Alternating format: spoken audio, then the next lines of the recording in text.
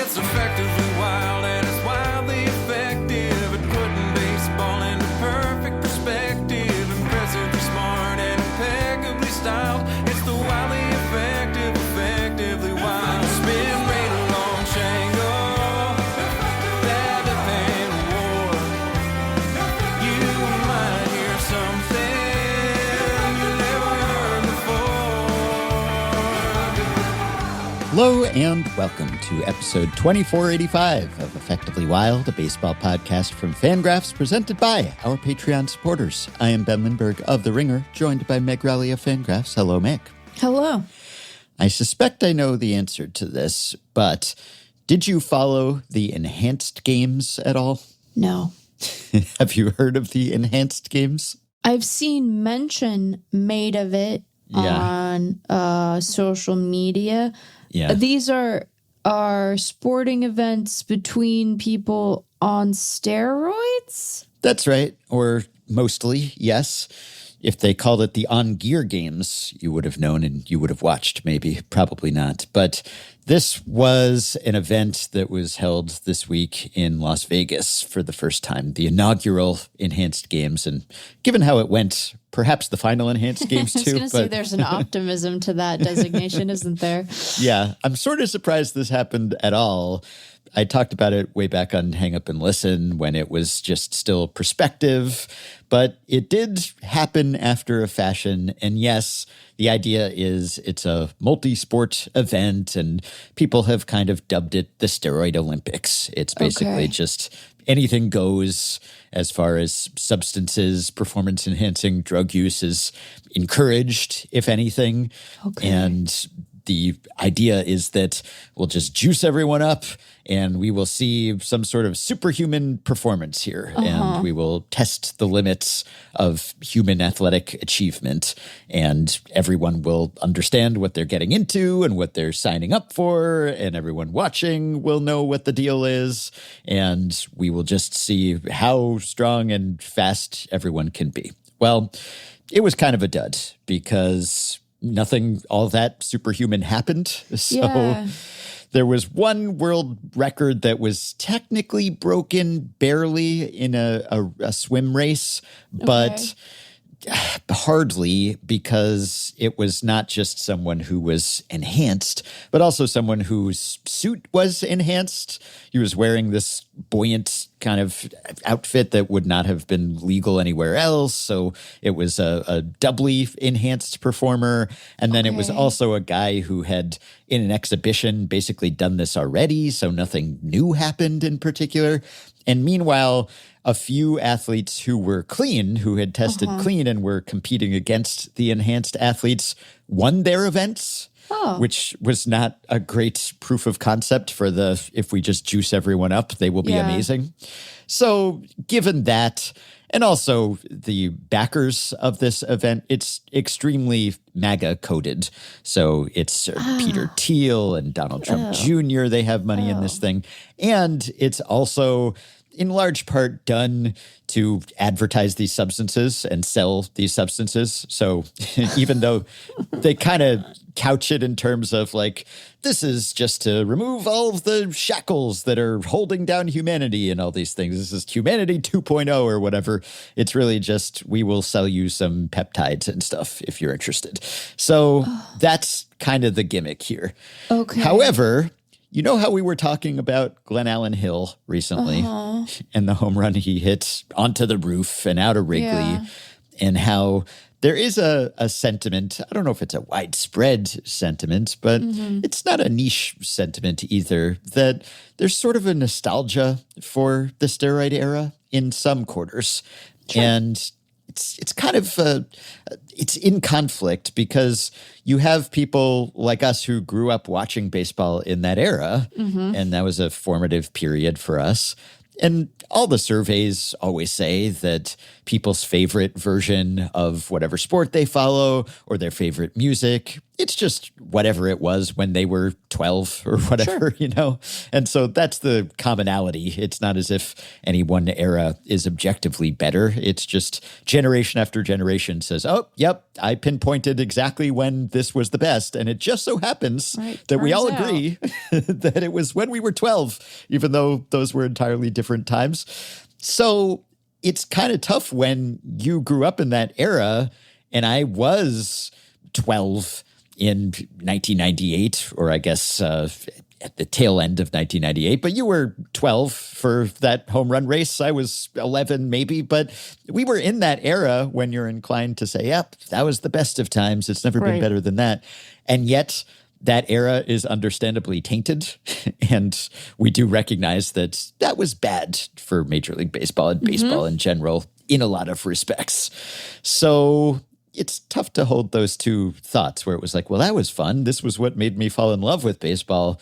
Also, it wasn't great that a lot of people were cheating and there was no enforcement mechanism or testing or any of those things. But because I do see some people say, okay, it is better that this seems to be under control now and that there's testing and that there are penalties and everything, I do still sort of miss when you had these big, bulky sluggers shaped like Glen Allen Hill, and we didn't want to know the terrible truth. We just wanted to see them hit some dingers. And wouldn't it be kind of cool if there were an environment where they could do that and everybody knew what it was and it wasn't going to sour us on the actual clean competition? It would just be like, can we see some guys crank some dingers, juice to the gills? And so I don't think that this event, the enhanced games, was at all evidence that this would work or would be compelling. But can you imagine any scenario where you have some enhanced baseball that would actually be attractive to people that you would want to watch or that some significant number of people would want to watch? I'm of two minds about it because, I mean, well, first of all, it's sort of hard for me to have gotten really animated by that era of baseball because I got to watch Edgar, the clean slugger. Of course, yes. I'm not being weird. I'm just, making my little jokes. I'm of two minds about it because I think that it was undeniably very, very fun to see that stretch of baseball. I have a hard time parsing how suspect people felt of it at the time. Yeah. You know what I mean? And the reason I bring that up as something that matters is because think about, say, the way that we all reacted. And in some ways, maybe this is the only version of this that would really work because it allows you to maintain some distance from it tarnishing your guys. But think about how we have reacted to the juiced ball in the past, right? I don't think that people looked back at 2019 and were like, wow, this is the pinnacle of baseball. I think people were like, who's hitting home runs? How many? Yeah. Something weird's going on here. Now, maybe if you go in clear-eyed about it, and maybe if the way that the cream or the clear, right, exactly, and maybe if the way that the commissioner talks about it is in a way that makes you feel like an adult rather than someone who's being gaslit, maybe the reaction to it is different. But that year, people's reaction was something's wrong with the ball. Something weird's going on with the baseball. Why can't you control the baseball? Why can't you guarantee some semblance of sort of consistency in the bounciness of the ball season to season? It was viewed in negative terms. And I think that it would need to be something like that where you can sit there and say, well, it's not that. And I'm only going to pick him because of the way he hits home runs and his propensity to do so, not because I am implying in any way that I think Aaron Judge is using steroids, to be clear. But you want to be able to say, look at him. He's amazing. And what could he do with, a super bouncy ball? Now, the answer is he hit a couple more home runs than he probably would have, but he's so stinking strong and he hits the ball so far anyway. He didn't really need the help, but like, stick with me for an imperfect example here. We want to be able to look at the guy and feel like he is the embodiment of skill and practice and strength.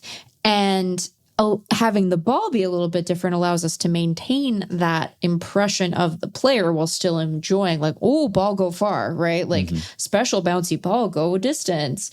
And so I think that would need to be the version of it, because I think if you hear, oh, everyone you like in baseball is just using steroids again, well, we have a negative association with that. It feels like cheating. We've spent so much time. We lived through not only the fun of that home run race and that era of baseball, but also the fallout of it, right? Like they were going up in front of Congress, you know? Yes. When Congress gets involved with sport, it generally is a bad sign. So I think that it would be tricky given the culture of the game and all of this work that was done after the steroid era to try to rein it in. And like, we would be naive to assume that we know, one, everyone who used steroids in that era. I'm certain we don't. And two, that we have a complete understanding of the universe of players who have ever juiced now. I bet we don't. We get, a couple guys who get caught every year, but like, I'm sure there are more of them who are masking more successfully. I don't say that knowing who they are in particular, but it just seems reasonable that like there's a profound incentive to be the best possible baseball player you can be, and that incentive is going to inspire innovation in a space that is probably going to outstrip our ability to test for it. So, I don't mean to imply like a sullied fallen time and then a pristine current moment, but I think that the general consensus among baseball fans is steroids bad. And so you'd need to have an equipment-based reason for it. And even then, I think people would find it a little unsatisfying, if only because, like, in that year, it seemed so weird that, like, D. Strange Gordon was hitting home runs. And, like, what? Yeah. Like, that little wisp of a guy? That seems wrong. It doesn't feel like it feels incongruous to what we expect a slugger to look like. And so then you get back into this tricky thing where it's like the body is not what you expect. And sometimes that's lovely, but sometimes you're like, somewhere's going on here. So I don't know. I just struggle to think it would ring quite the way they wanted to. It is also deeply funny that the entire thing was just like an excuse to sell questionable supplements. Pretty much, yes. Like, wow. There's always some sort of grift. But I think they'd have to rebrand it as, no, it's cool now because it's not cheating, because everyone's on a level playing field. It's just an enhanced playing field. And I think not everyone's going to want to do it. Well, yeah, that's an issue. So I think there are a lot of drawbacks here. One, there are still some ethical issues. There's not the cheating ethical issue, but there is still the, hey, this could very well be bad for these guys, and they may understand the risks and they may accept them and they may get compensated accordingly, but you still feel a little skeezy about that, as many people do if they're, say, watching football, watching boxing, whatever it is. Okay, even if everyone involved understands and accepts the risk, it's still people kind of punishing themselves physically for entertainment. And so you might feel kind of complicit or bad about enabling that system potentially, especially if it's this, where everyone's just on testosterone or growth hormone or whatever it is. Right. And then also, I think there's the question of, would it even make them better, which certainly was not conclusively answered by these enhanced games in a way that made it clear that they would be better. And this was kind of a limited trial because they just did a few events and variations of those events. And it was swimming and it was track and it was weightlifting. And I think if you're just doing clean and jerk or something like that, not that there's no technique to some of these things, but I think they didn't have sports that were, I don't want to say skill sports because they all involve some skill, but I think that the less correlated the outcome is to just pure input, output, it strength, doesn't sound like force they were applied. doing sports that happen within the construct of a game. Is that a fair way to put it? Right? Yeah. Like they were doing feats of strength and races and sort of speed-based skills rather than a sport that is game-based. Yeah, I think you could say that's a sort of maybe it's arbitrary distinction to say game. I'm not saying they're not sports. I'm just saying that the form of sport they are taking, as opposed to like NASCAR, which is not a sport. I won't get into that, but yes, this was about directly measuring speed and strength. Correct, as opposed to measuring something where speed and strength are certainly components, but that's not the ultimate thing that you're judged on. So I think that in this case, it wasn't even clear that the enhanced athletes were better at these games. But then if you take that to baseball, there continues to be skepticism about what the effect of PEDs was across the board. And certainly in some guys' cases, it appeared to make a difference. But in others, tough to tell. And it's not purely just strength-based. And sure, if you hit the ball harder, all else being equal, we know that that's better. And there's some suggestion that maybe it could help enhance your eyesight. And then maybe your bat speed is better and you can wait a little longer to swing and you can evaluate the pitch and all these things. But a lot of it does still come down to, say, pitch recognition and repeating your delivery or your swing or all of these things that do steroids. Is that sort of a magic bullet in those areas? Not necessarily. So between that and the fact that you're probably not going to get the best athletes in the world to compete here. Right. And they had some quality athletes in the enhanced games. They had ex-Olympians and everything. But are you going to get the best of the best? You have to have a huge prize pool in order to do that. And they did have a big prize pool for this thing. It was $25 million for all the events, I think, put together. $25 million? Yeah. And the individual events had your purses of $500,000, $250,000, that sort of thing. For the winner, $250,000. But I think you would really have to ramp that up because there's going to be a stigma associated with this. There's the health risk that you're possibly incurring. There's the fact that whatever you achieve is just not going to have the same cachet as if you're doing it clean. Because the whole idea of, well, we will remove these limitations and we will see what humans can truly accomplish, but then are they accomplishing it? Because if it's not natural and it's just sort of artificially boosted, I think it's more compelling than just we'll make the ball bouncier or we'll lower the seams and now the ball will travel farther. I think that's probably less compelling than we will make the guys stronger and faster, because at least then it is the athletes who are making the difference as opposed to the equipment. I guess technically it's what they are injecting into themselves that's making the difference, maybe, but they are still the ones who are doing it. And it's not just that they're doing all the same stuff and they are the same as they were, but now the ball just travels farther. That's, I think, even more sort of capricious or arbitrary or artificial. So I think there would still be something to just everybody's Glenn Allen Hill now and they're hitting the ball to the moon. And that would be kind of cool to watch.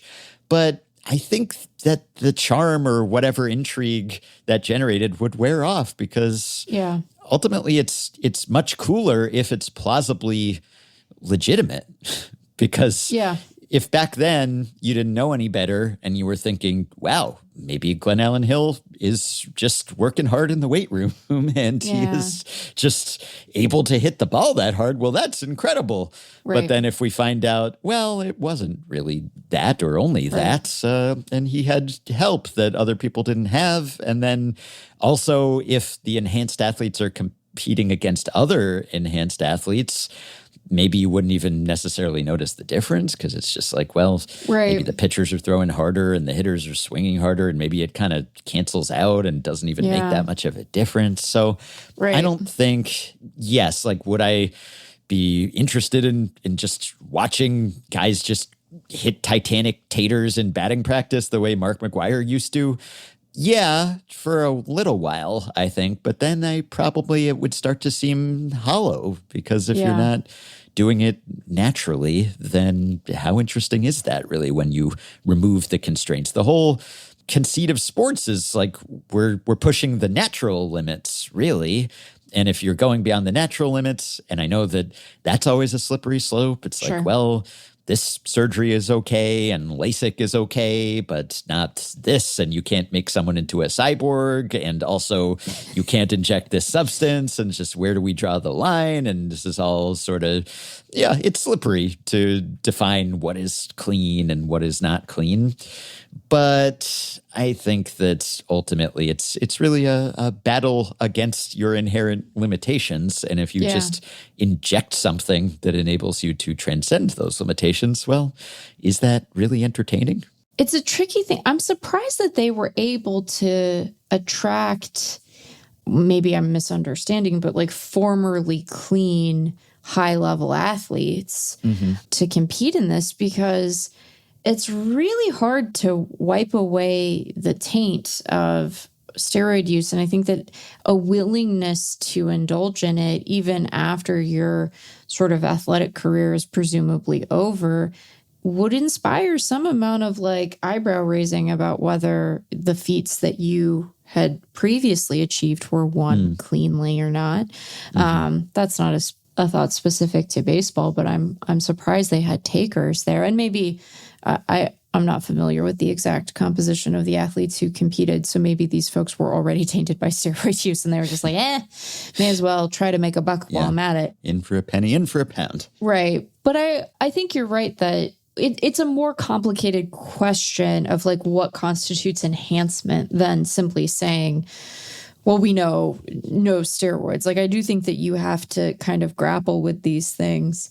And, I think the distinction that often gets drawn is performance versus recovery. But we know that one of the beneficial side effects of steroids is in the recovery space. So it's like, that's not even a clean distinction necessarily, right? Like, we wouldn't expect if you tear your ACL, well, tough luck. We have a surgery that could fix that, but it would be considered an enhancement. So you're simply either going to have to play on it torn or be done playing at all. Like, we wouldn't say that. That would be an unreasonable thing to say, but you do have to kind of think about like, what does playing it clean mean? I don't know. I think that I don't know that it would be all that compelling, even if you could get over the like moral hangups of it. Because I think the idea that they're trying to make you think is like, well, they're X-Men now, like the gap in their potential performance pre and post juicing is, worthy of like a Patrick Stewart narration where like evolution takes a leap forward. That's a terrible Patrick Stewart. It wasn't even, I didn't even sound British. I'm not going to take it again. I don't deserve to. But that's not what we would see. And even if we did, it's like, are Monstars impressed by other Monstars? You know what I mean? Like, isn't that just the level you get used to? So I don't know. I also think that like, one of the things that I find most compelling about baseball is that a lot of different kinds of bodies can play the game at a very high level, that athleticism can look a lot of different ways, and that like, Jose Altuve can hit a home run.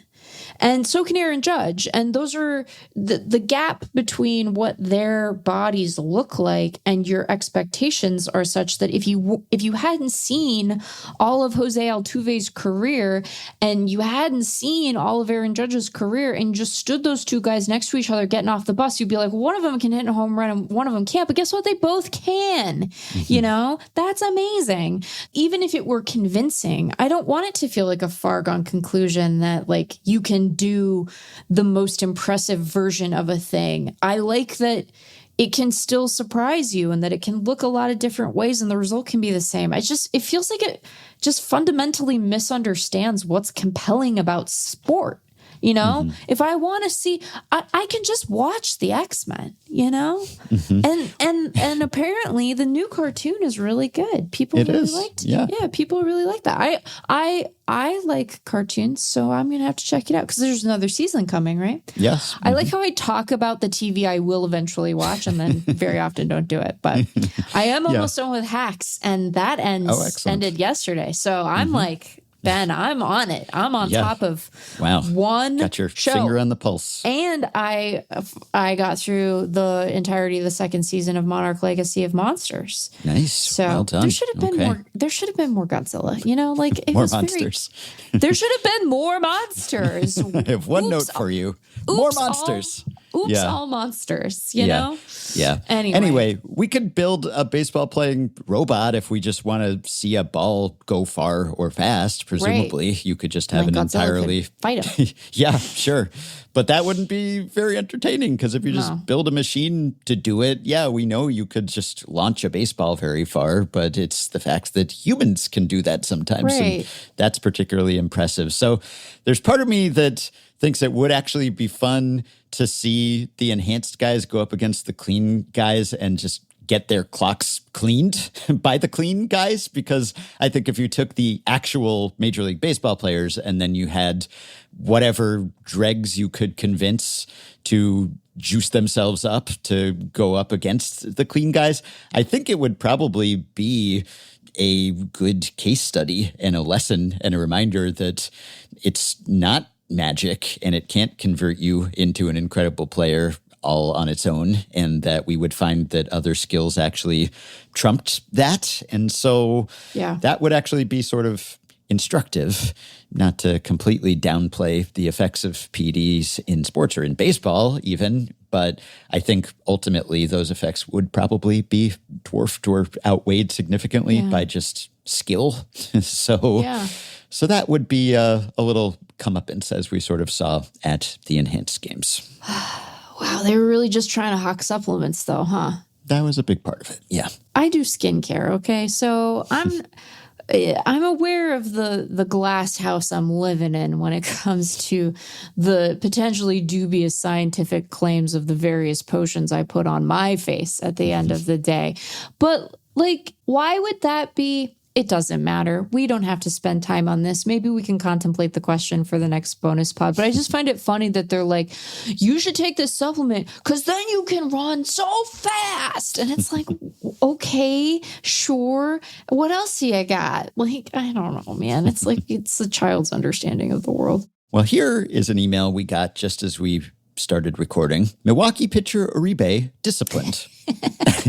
After Uribe, the hammer has come down on his crotch chops. Yeah. So this is, we have graduated from the pelvic thrusts of the Giants, maybe discouraged but not disciplined, to actual suspension and fine for what the MLB email says were inappropriate actions toward the St. Louis Cardinals dugout during the top of the 8th inning of Tuesday's game at American Family Field. Okay, I am not laughing because I find what Abner Uribe did to be funny, although it is like a little bit funny. We can get into the appropriateness of it in a second. I'm laughing because I'm imagining the length of the conversation that they had at the league office as they tried to decide like how to describe what he did. And ultimately they settled on inappropriate. That'll do it. Inappropriate actions toward the dugout. Yeah. That could be anything, you know? Like the reason it's funny is because any amount of specificity they clearly found to be itself inappropriate here. And so they were just like, if you didn't see it, you'll have no idea what he did. This could be him. He could be flipping the bird at the dugout. He could have been spitting at them. He could have been throwing the baseball at the dugout. He could have been screaming something rude at the dugout. This could be anything. It is so vague as to be completely useless, except we all know what it is. So now it's just kind of funny. It is very funny. And I don't know that I knew that was grounds for discipline. And he is appealing. So if he can argue that he should not have been suspended and fined for doing the Degeneration X crotch chop. I mean, it's funny because Pat Murphy condemned it immediately. Yeah. And look, it was over the top. It was a lot, you know? Like, It was extremely demonstrative. Right. I'm pretty live and let live when it comes to this stuff, but like, buddy, come on. Yeah. and Uribe was apologetic, and he said he shouldn't have done it, and he seemed kind of cowed by it. And he said, because it was confusing why he was so worked up, because he finished the 8th inning, the Brewers were up 6-0, and then he did a triple crotch chop. He did it really is. I mean, that Key and Peele McCringleberry excessive celebration sketch is just more relevant than ever, because was it the 3rd chop that did it? Was MLB scrutinizing the video? Oh, 2 chops acceptable, 3 chops suspension plus fine. I wonder, but he evidently was doing this because he thought that Ollie Marmol, Cardinals manager, was making some sort of sign that made Uribe think that it was a call to plunk Brewers batters on purpose. So I don't know. It is funny because it seemed like the Brewers just handled it internally, and Murphy was like, no hard feelings. I talked to him. We have policed this. I'm just watching it again, and it's just like so emphatic. Yeah. It is sort of fundamentally ridiculous looking. Like it is. It is so emphatic and so silly as to it isn't. I understand what happened here. Like, I understand why the league felt the need to be like, so, hey, buddy, come on. Like, you're at work. Like, fundamentally, there are times where I think the league just has to remind these guys, hey, this is a workplace. Like, we have HR, you know? Like, this is American Family Fields. We can't have American families subjected to DX crotch chops. I don't know if he said suck it or just did the funny. I'm sorry. It's just so it is really funny because what rule? They don't cite a rule. I assume it's just kind of a general unsportsmanlike conduct can kind of cover everything. But is there precedent for just being suspended and penalized for crotch shopping? Because that's what this is. It's just the latest front in the crotch wars, the pelvic thrusts with the limits of acceptability. We have moved from, as I said last time, we've gone from bat flip consternation to crotch chop consternation or pelvic thrust consternation. Chop consternation. Part of it is just that he's such a he's such a spindly guy and such a like whippy athlete that it extends into his excessive crotch chopping in a way. I don't know why like recoil. There's he looks like it's not quite like the noodle guys outside of a car wash, but it's closer to that than anything aggressive, right? Like there's just something fundamentally non-aggressive in this to me because he's so like Gumby-esque in the way that his body is moving. I just the arms, because it's just like the full extension above the head. Oh boy, what were you thinking, Abner? Come on. I want to hear his defense. Well, he clearly doesn't have one. I think part of the other part of this that I find funny is that like there was a sort of immediate acknowledgement of like, oh God, what did I just do? and so what he should do is he should just eat the one game. You know what I mean? Like it would I think he was sincere in the moment in saying that, you know, it kind of got away from him a little bit and he overreacted. And I understand that, you know, the Central is competitive and Abner, you need Abner. You're 4 games up on the Cubs. Just eat your suspension. Like eat it, especially against aren't they playing the Astros next? Isn't that their next series? Just eat it against the Astros. Who cares? You know, you're probably going to win those games anyway. Yeah. It is very funny, though, that all the Abners are 19th century guys. And then there's Abner Uribe. I really like the name Abner. I don't know why. There's something about that name that I find very pleasing. And I think that that's great. And also, look, There's a lot in the world, including in baseball, that's not funny right now. There's a lot of seriousness to be had. And then there's this, and it's so funny. I agree again. I think that it is right to say, hey, this is a little much. It doesn't strike me as a completely disproportionate consequence. And maybe what they'll end up doing is like removing the suspension, but fining him still. I don't know. But probably he's just going to have to eat it for a game. So that's probably what's going to happen. I guess he was kind of telling the Cardinals to eat it, which was the problem, potentially. Several times. Several times. Well, I have some emails to answer. And I also want to ask you who holds the belt today, because I think the answer changes by the series, by the week. Most disappointing team of 2026. Oh, boy.